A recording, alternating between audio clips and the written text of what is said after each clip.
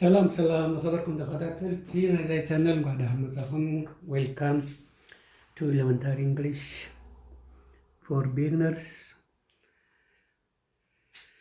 ኦኬ እንደተለመደው ስትገቡ ላይክ አትርሱ አዲሶቹ ሰብስክራይብ አድርጉ ቤተሰብ ሁኑ እና ናይ ለማልት ትምህርትና አምዘትሪ ወራለሁም አንቶኒመስ ይላል የዛሬ ትምህርታችን እንደሚታያቸው አንቶኒመስ ይላል አንቶኒመስ ማለት ኦፖዚት ማለት ነው ኦፖዚት ተቃራኒ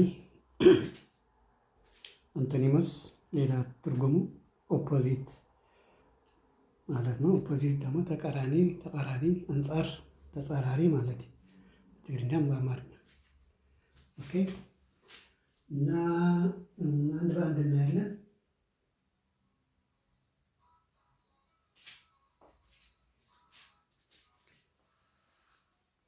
ነምበር 1 ኢንጆይ ይላል ኢንጆይ አንድ ነገር ስትወደው ሓደ ነገር ናይርፈት ይኻዮ ደስ ካለ ኢንጆይ ያደረኩት ትላለህ አስደሰተኝ ደስ አለኝ ትለዋለህ ስለዚህ እሱ ተቃራኒ ደግሞ ካልወደድከው ደግሞ ምን አድርገዋል ማለት ነው እንዳር ለፈተኻዮ አንተ ይርካዮ ሄት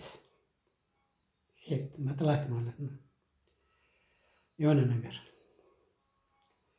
ቪዲዮ ሊሆን ይችላል ትምህርት ሊሆን ይችላል የሆነ የቀረበልህ ነገር ከወደድከው ኢንጆይ ያደረኩት ትላለህ ከጠላው ደግሞ አይ ሄት ኢት ትለዋለህ ማለት ሄት ኦኬ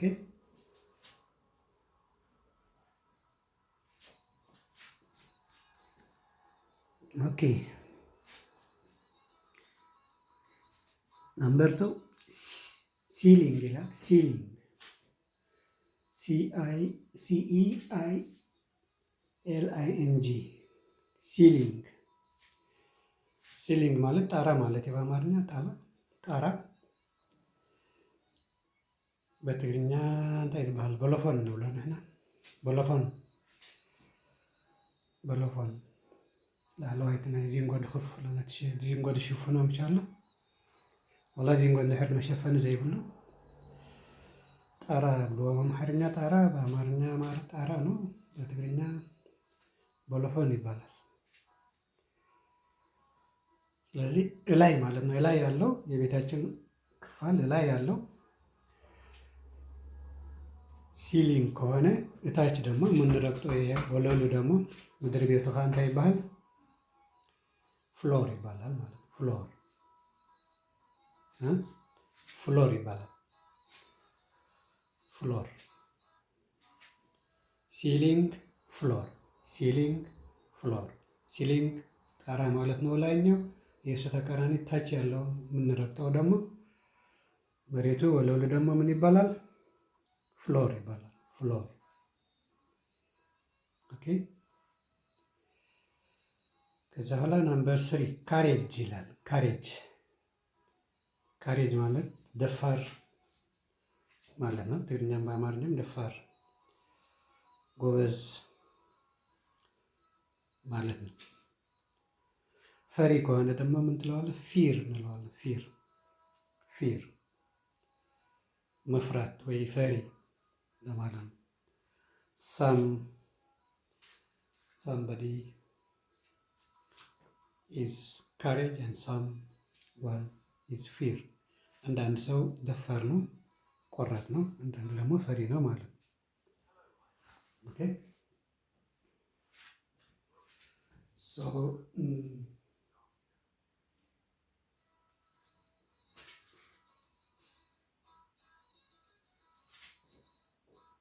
courage fear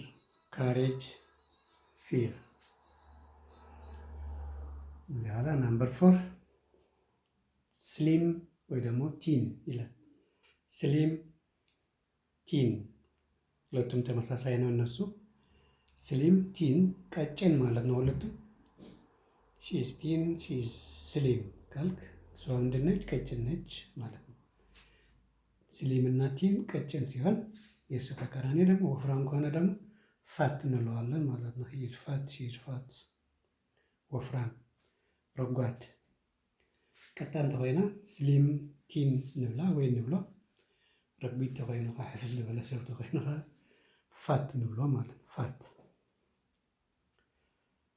ኦኬ ፋት ወፍራም ረግቢት ማለት እዩ። ኦኬ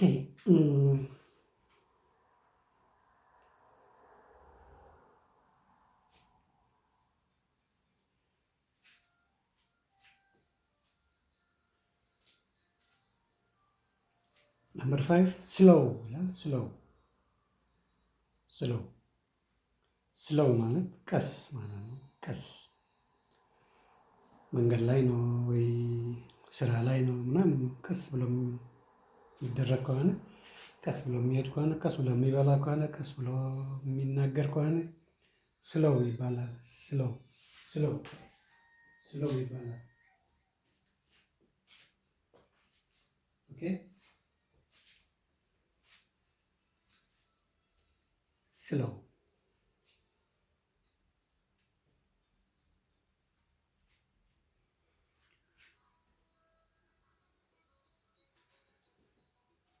የእሱ ተቃራኒ ደግሞ ፈጣን ከሆነ ደግሞ ፋስት እንለዋለን ማለት ነው። ሺዝ ፋስት፣ ሂዝ ፋስት፣ አይም ፋስት። ፈጣን ቅልጡፍ ከሆነ ደግሞ ፋስት እንለዋለን። ስሎው ፋስት። አሁን ስሎው ለሁሉም ነገር ይሆናል ማለት ነው። ለሁሉም ነገር ቀስ የሚል ነገር ማለት ነው። ሲናገር፣ ሲበላ፣ ሲጠጣ፣ ሲሰራ፣ ሲጽፍ ስሎው ከሆነ ቀስ ከሆነ ስሎው እንለዋለን። ከዚያ ፈጣን ከሆነ ደግሞ ፋስት እንለዋለን። ፋስት ኦኬ ፋስት። ከዚያ በኋላ ነምበር 6 ኒር ወይ ደግሞ ኒያር ሲያነቡት አንዳንዶቹ ኒያር ብሎ ያነቡታል፣ አንዳንዱም ኒር ብሎ ያነቡታል። እንደፈለጋችሁ ማንበብ ትችላላችሁ። ከንድላኩም ከተንብቧት ፍልያሁን ቁጥር 6 ኒያር ቀረባ ማለት ነው። ቅርብ ነገር ማለት ነው። ቅርብ ማይ ሃውስ ኢዝ ኒያር፣ ገዛይ ቅርብ። ከየት? ከትምህርት ቤት ሊሆን ይችላል፣ ከሆስፒታል፣ ከምናምን፣ ከገበያ ወዘተ። ቅርብ ከሆነ ምን እንለዋለን? ኒር። ሩቅ ከሆነ ደግሞ የእሱ ተቃራኒ ፋር እንለዋለን። ፋር፣ ኒያር፣ ፋር፣ ኒያር፣ ፋር። ኦኬ ነምበር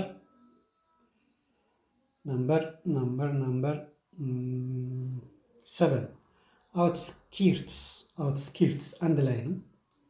አውትስኪርትስ አሁን ላይ የብቻው ከሆነ አውት ውጭ ማለት ነው። ስኪርት ጎና ልብስ ማለት ነው። አንድ ላይ አውትስኪርትስ እንዳሕደልና ግን አንድ ላይ አውትስኪርትስ ካልን ግን ዳርቻ ማለት ነው። ገምገም ማለት ነው። ትግርኛ ዳርቻ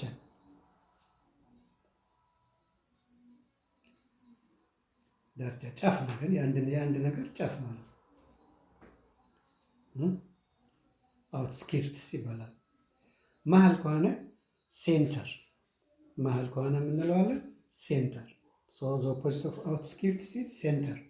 ሴንተር መሀል ሲሆን እኛው ደግሞ ጫፍ ነው ማለት ነው። ዳርቻ ማለት ነው።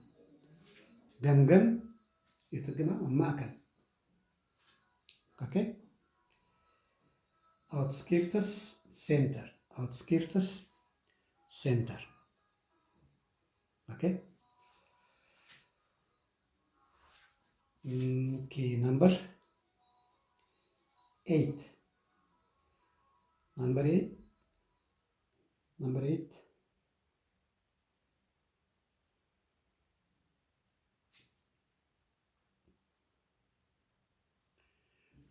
ካይንድ ይላል። ካይንድ ኪንድ አይደለም ሲነበብ፣ ይሄ ካይንድ ክንበብ ከለዚህ ኪንድ ሳይሆን ቤኮነስ ካይንድ ይነበብ። ካይንድ ማለት ርህሩህ ሰብ ማለት ህያዋይ ብሩህ። ካይንድ ማለት ደግ ሰው ማለት ነው። ደግ ጥሩ ሰው፣ አዛኝ፣ የዋህ ሰው ከሆነ ካይንድ እንለዋለን። ካይንድ። ጨካኝ፣ እርጉም፣ ረመኔ፣ እርኩስ ከሆነ ደግሞ ምን እንለዋለን? ክሩል እንለዋለን ማለት ነው። ክሩል። አንዳንድ አስተማሪ ካይንድ ነው። አንዳንዱ ደግሞ ክሩል ነው፣ ጨካኝ ነው ሲማታ ምናምን። ታስታውሳላችሁ ተማሪ እያላችሁ ዝክሩ ሊሆን ተማሪዋለሁ ግን ጨኪኑ ዘይኮነ ከም ገር ድሃር መካበብር ከይትደግም ድሓር ይሕጉሰካ እዩ ማለት እዩ። ሶ ካይንድ ክሩል ካይንድ ኢዝ someone who is generous and cruel is the opposite. Then number 9, exciting ማለት ነው የሚያስደስት ነገር ማለት ዘሕጉስ ነገር፣ ደስ የሚል ነገር፣ ደስ ድብል ነገር ኤክሳይቲንግ።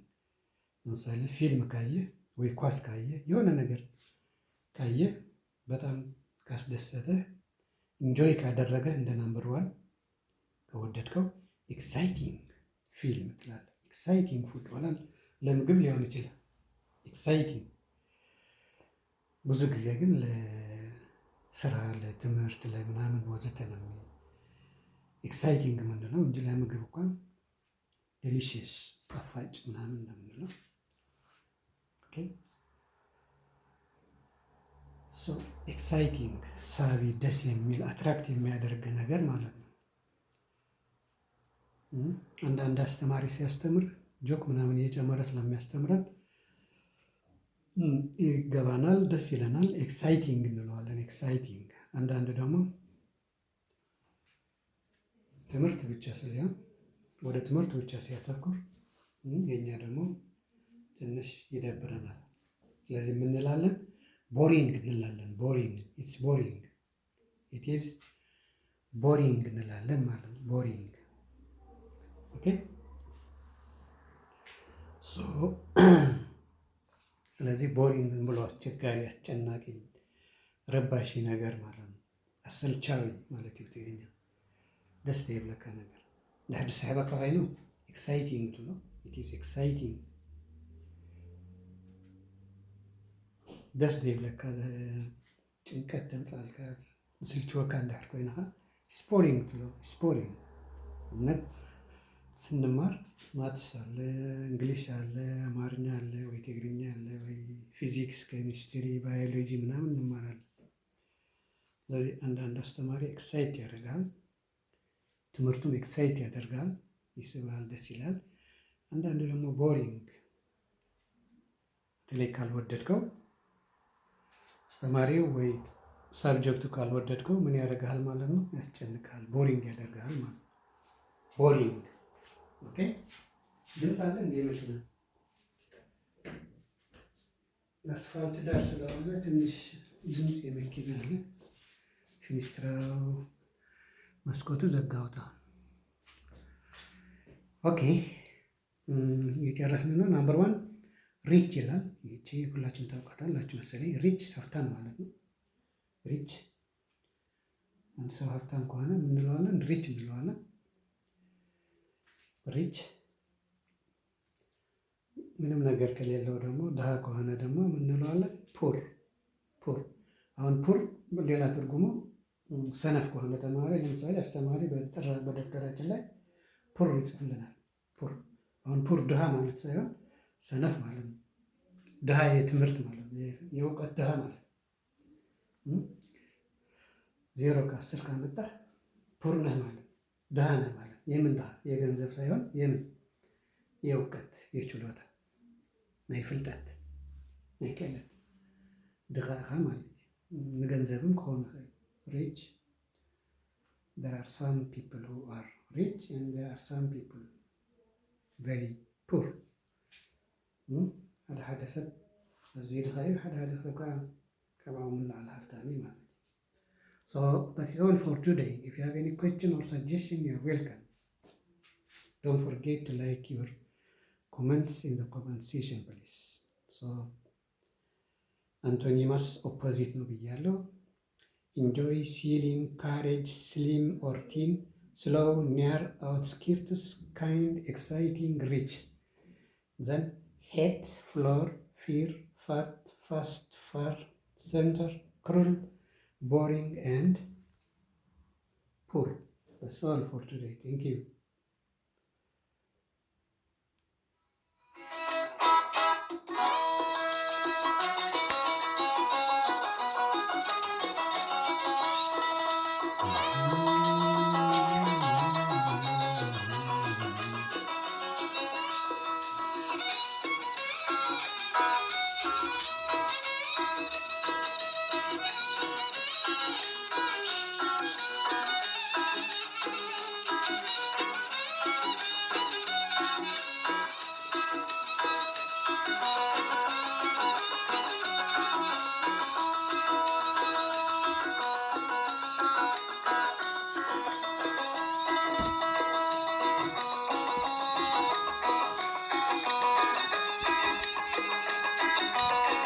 Okay, bye bye.